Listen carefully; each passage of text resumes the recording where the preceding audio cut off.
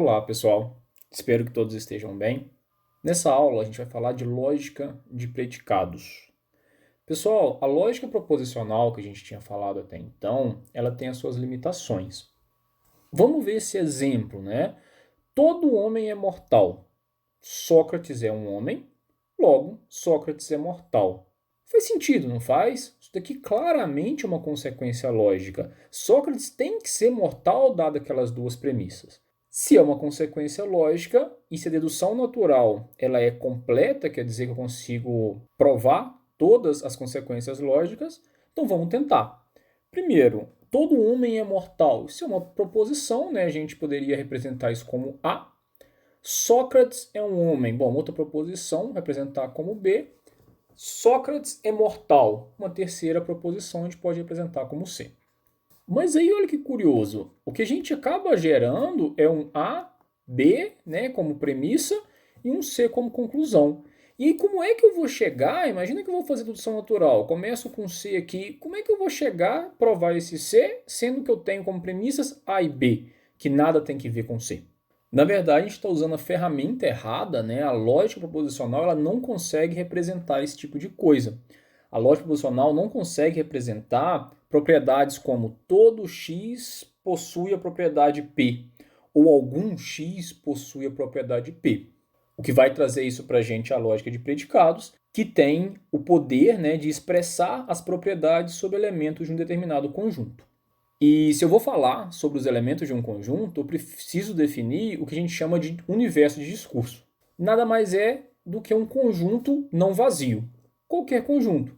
Por exemplo, aqui eu tenho um exemplo que é o conjunto com um elemento só, que é Sócrates, e aqui eu tenho outro exemplo, que é esse U, que seria todos os humanos. O último exemplo, o conjunto dos números naturais. Outra definição é o que são constantes, e as constantes para a gente são simplesmente os elementos do universo de discurso.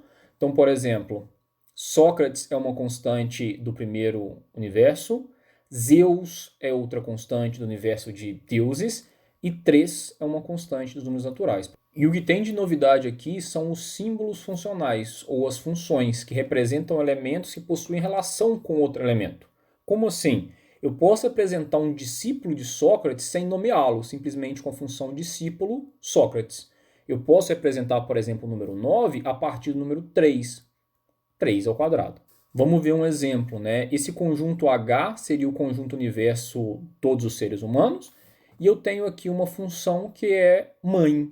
Então, quando eu escrevo mãe x, eu estou falando da mãe de x. E aí imagina num mundo onde a Emengarda é a mãe de Eudésio, e aí se a gente escrever então mãe de Eudésio, é a mesma coisa em escrever Emengarda, ok?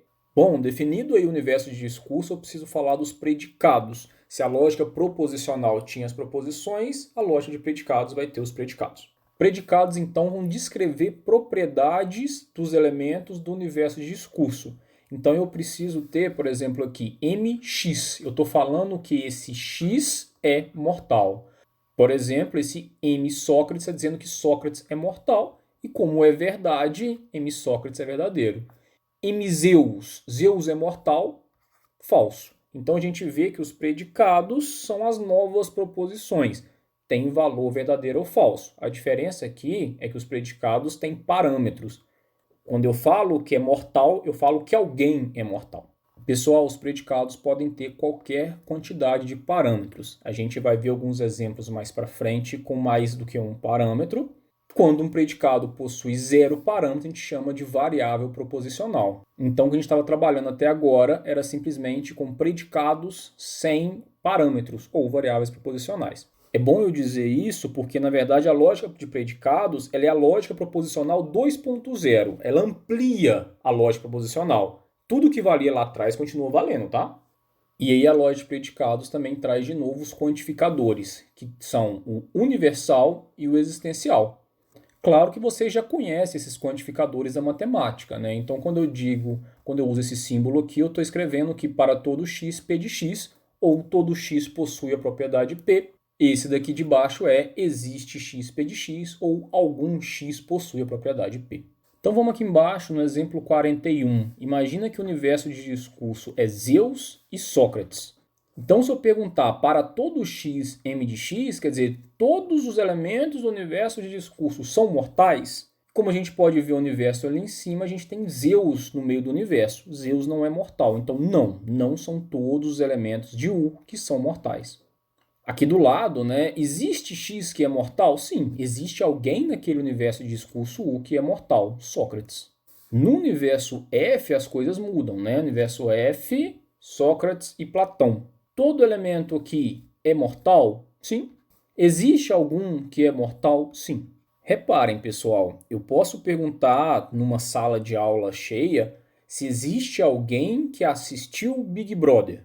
Pode ser que todo mundo tenha assistido Big Brother. E esse existe é verdadeiro, ok? O existencial vai ser verdadeiro se tiver pelo menos um elemento ali naquele universo de discurso que tenha a propriedade em questão. Outro exemplo, vamos aqui para a direita, exemplo 42. Aqui eu tenho os predicados para todo x, x é maior ou igual a zero, e um segundo predicado para todo x existe um y tal que x é maior do que y. A gente vai dizer se esses predicados são verdadeiros ou falsos, dependendo do universo de discurso. Então vamos começar. Aqui no universo de discurso dos números naturais, para todo x, x é maior ou igual a zero, ou seja, todos os números naturais são maiores ou iguais a zero? Sim. Vamos para o conjunto dos números inteiros, quer dizer, todos os números inteiros são maiores ou iguais a zero? Óbvio que não, né? Números inteiros têm os números negativos, menos 1, menos 2. E a outra formulinha? Para todos os naturais, para qualquer x ou para todo x, vai existir um y tal que esse x seja maior do que esse y? Não, na verdade a gente vai ter um problema aqui no zero. Não existe um y tal que o zero seja maior do que esse y nos números naturais. Agora, nos números inteiros, isso é verdade. Para qualquer número inteiro, sempre vai existir um outro número inteiro tal que esse primeiro é maior. Quer dizer, para os números grandes é fácil perceber, para os 57 vai existir um número menor, tal que o 57 é maior que ele, por exemplo, 54. E para os números muito pequenos, isso também vai acontecer. Menos 1000, menos 1.000.000. Mesmo pegando os números tão grandes assim, vai sempre existir um outro y que seja menor, ou seja, que esse número seja maior do que esse outro y. Agora vamos para esse exemplo, né, onde eu inverto o existencial com para todo. Existe um x que para todo y, x é maior do que y? Então, nos números naturais, existe um elemento que é maior do que todos os outros números naturais? E claro, isso é falso, porque não existe um elemento maior ou um limitante superior nos naturais. Sempre eu consigo um elemento maior ainda, porque ele é infinito, né? Se não vale nos naturais, também não vai valer nos inteiros. Não existe um número inteiro que seja maior do que todos os outros números. Vamos num exemplo aqui para a gente escrever, né, do português para a lógica de predicados. Nesse exemplo 43, a gente tem como universo de discurso seres humanos, e a gente tem como funções mãe, e a gente tem como predicados dois. O primeiro é C de XY, que vai dizer que X conhece Y. O segundo é G de XY, que vai dizer que X gosta de Y. Então vamos começar. Número 1 aqui está dizendo, todo mundo gosta de alguém. Pessoal, acho bem interessante se vocês derem um pause no vídeo e tentar fazer, ok? Antes de eu passar a resposta. De toda forma, tem vários exercícios na apostila, na lista, para vocês praticarem, tá? Bom, todo mundo gosta de alguém. O predicado que eu estou falando aqui é o predicado gostar, né? E o predicado gostar, ele recebe duas variáveis ou tem dois parâmetros. Então, gostar, x gosta de alguém, x gosta de y. Para todo x vai existir um y tal que x gosta de y. Faz sentido? Olha aqui embaixo. Astobaldo não gosta da sua mãe. Astobaldo não gosta da mãe do Astobaldo. Como é que fica isso? O predicado que eu vou trabalhar é o predicado gostar, ou seja, Astobaldo. Já vou negar, né? Na verdade, o Astobaldo não gosta de quem? Da mãe. Mãe de quem? Mãe do Astobaldo. Então, nesse exemplo, a gente consegue visualizar a utilidade das funções. Eu não sei quem é ou não sei o nome da mãe do Astobaldo, mas eu consigo dizer que ele não gosta da mãe dele usando o Astobaldo e a mãe do Astobaldo. Pronto. Ninguém gosta de todo mundo. Verdade. Mas vamos aqui, eu estou falando do gostar, né? G, X, Y. E dizer que ninguém alguma coisa é a mesma coisa que dizer que não existe alguém. Então eu vou trabalhar com não existe X. Não existe X que goste de todo mundo. Então não existe X, tal que, para todo Y, X gosta de Y. Olha o outro. Todos gostam da mãe de Carlos. Então todos, para todo X,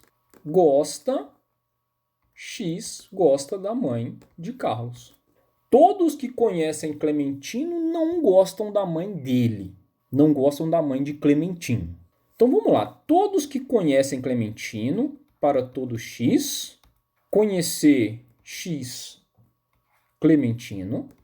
Ou seja, se conhecer Clementino, não gosta da mãe. Percebem que tem um se, então, nessa frase? Então eu vou usar a implicação. Não gosta da mãe dele, não gosta mãe Clementino. X não gosta da mãe de Clementino. Então perceba que nesse último, né, eu só tenho um para todo e eu só tenho uma variável, que é o x. Porque o que eu estou dizendo é, para todo mundo vale essa regra. Se conheceu o Clementino, então não gosta da mãe de Clementino. E para a gente verificar, né, se essas fórmulas são verdadeiras, o que eu tenho que fazer? Imagina que o universo de discurso é só o João e o Clementino. Então o que eu faço é substituir esse x, não é? Por exemplo, João. Se o João conheceu o Clementino, o João não gosta da mãe de Clementino. E assim eu faço um Clementino e com quem mais estiver no universo de discurso.